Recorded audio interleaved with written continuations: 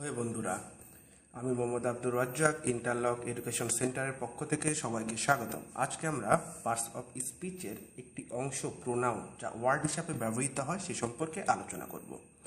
Pronoun সাধারণত নাউনের পরিবর্তে ব্যবহৃত হয়, অর্থাৎ যে জায়গায় নাউনটা বারবার ব্যবহার করার প্রয়োজন নাই সে জায়গায় প্রোনাউন ব্যবহৃত হয়। যেরকম Munir is a student, he is in class 9। Munir একজন ছাত্র, সে কিসে পড়ে? ক্লাস 9-এ পড়ে।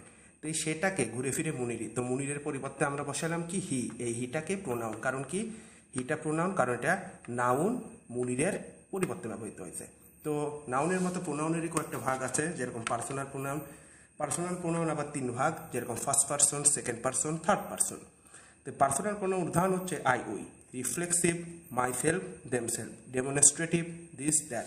অর্থাৎ কোনো সেন্টেন্সে এই ওয়ার্ডগুলো যদি থাকে আমরা সেগুলোকে ধরে নেব প্রোনাউন। প্রোনাউন মোট 8 প্রকার: পার্সোনাল, রিফ্লেক্সিভ, ডেমনস্ট্রেটিভ। একইভাবে ইনডিফিনিট প্রোনাউন কোনগুলা? Many, few, some. Relative pronoun who, which, home. Interrogative pronoun who, which, what. এখানে একটু বলে নেই, ইন্টারোগেটিভ আর রিলেটিভ প্রোনাউনের ভেতরে একটা পার্থক্য আছে। ইন্টারোগেটিভ প্রোনাউন সাধারণত ইন্টারোগেটিভ সেন্টেন্সে ব্যবহৃত হয়, অর্থাৎ যেখানে প্রশ্নবোধক মার্ক থাকবে। তারপরে distributive each, every. Reciprocal each other, one another. অর্থাৎ কোনো সেন্টেন্সে এই ওয়ার্ডগুলো থাকলে পরে আমরা সেগুলোকে প্রোনাউন হিসাবে ধরে নিতে পারি। এবার কয়েকটি উদাহরণ দেখা যাচ্ছে যে পার্সোনাল প্রোনাউন 3 রকম: first person, second person, third person. I am well, you are well, he is well. একটা কথা বলে নেই, প্রোনাউনগুলো সাধারণত নাউনের পরে কিংবা ভার্বের আশেপাশে, নাউন কিংবা ভার্বের আশেপাশে প্রোনাউন থাকবে।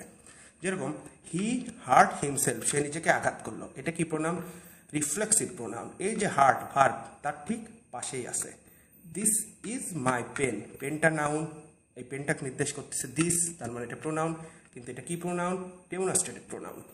একইভাবে যদি বলি সাম সেজ করিম ইজ অনেস্ট, কেউ কে বলে করিম সৎ, তো সেজ এটা কিন্তু একটা ভার্ব, করিমটাকে নাউন।